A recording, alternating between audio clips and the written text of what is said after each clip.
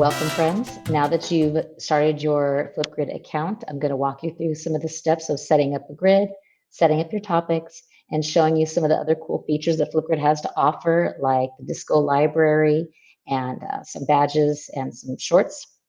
So first thing you're going to do is you're going to name your grid. So maybe for this one, these are my science experiments. And you have to choose a grid type. For our district, the best type is school email, since every student has a Google email account. Even though they don't access email through it, it still is a way to them to sign in with Google. So we'll choose school email, and then it generates a flip code for you. It is customizable. It'll let you know whether that's available or not.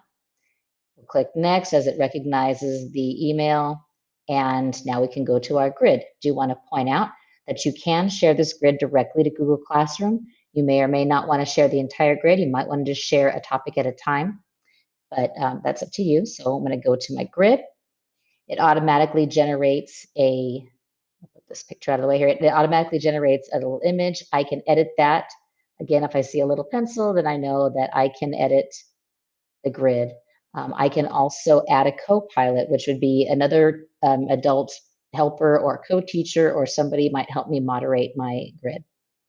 And a co-pilot can do everything except for delete the grid, I do believe. So when you look at the topics, it generates one automatically for you, just kind of a generic say hello. But if I want to add a new topic, I can add a new topic. I can adjust and decide what time to add. I can give it a topic title,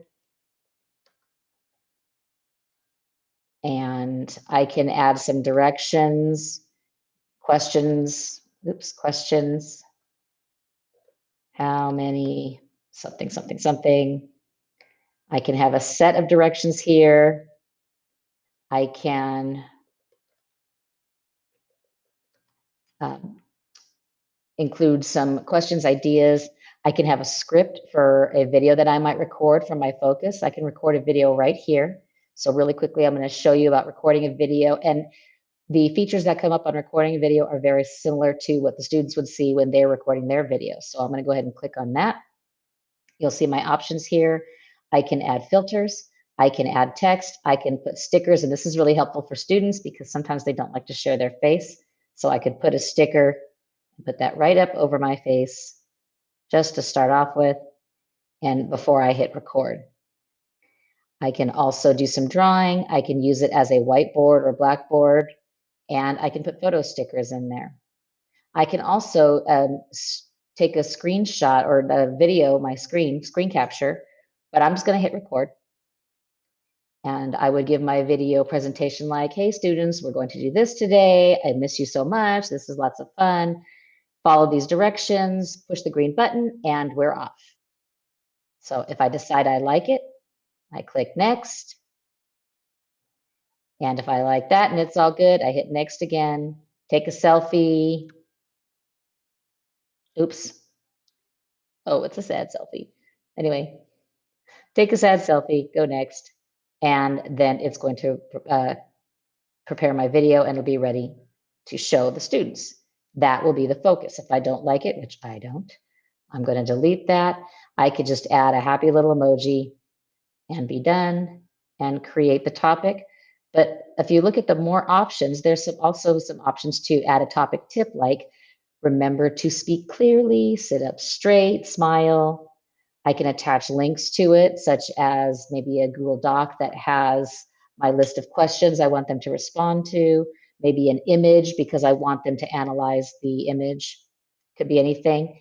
And if this is the first time my students are using it, I'm going to go ahead and choose video moderation. I want to check them first before I make them visible to the rest of the class. And again, if this is the first time my students are using it, until I've taught them the proper protocols, I might want to turn that student-to-student replies off.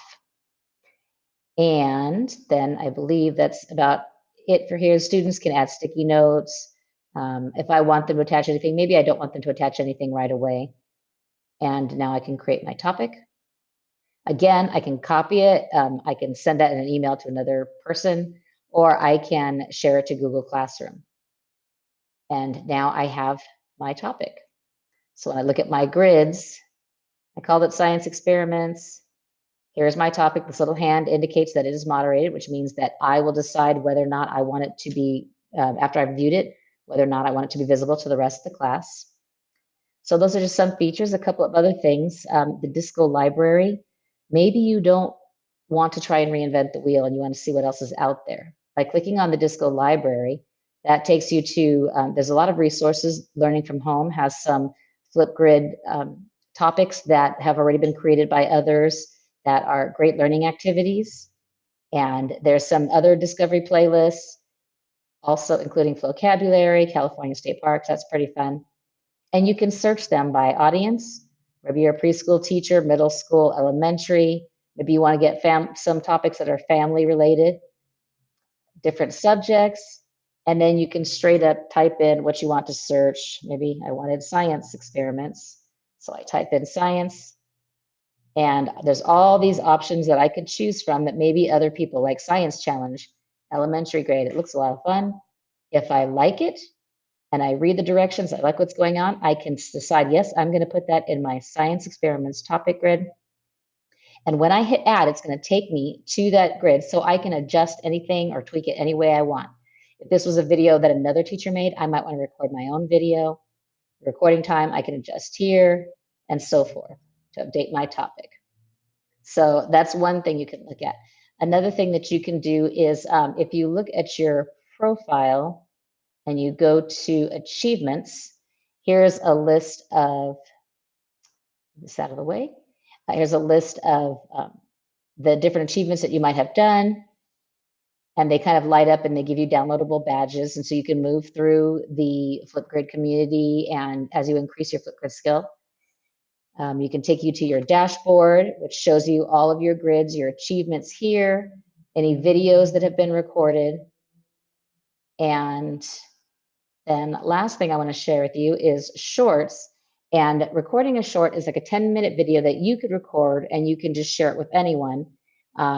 We share within our school district domain, but when you record a short, again, the video comes up, you have all the fancy tools that you can use to record and then share that with others. So good luck and have lots of fun playing with Grid.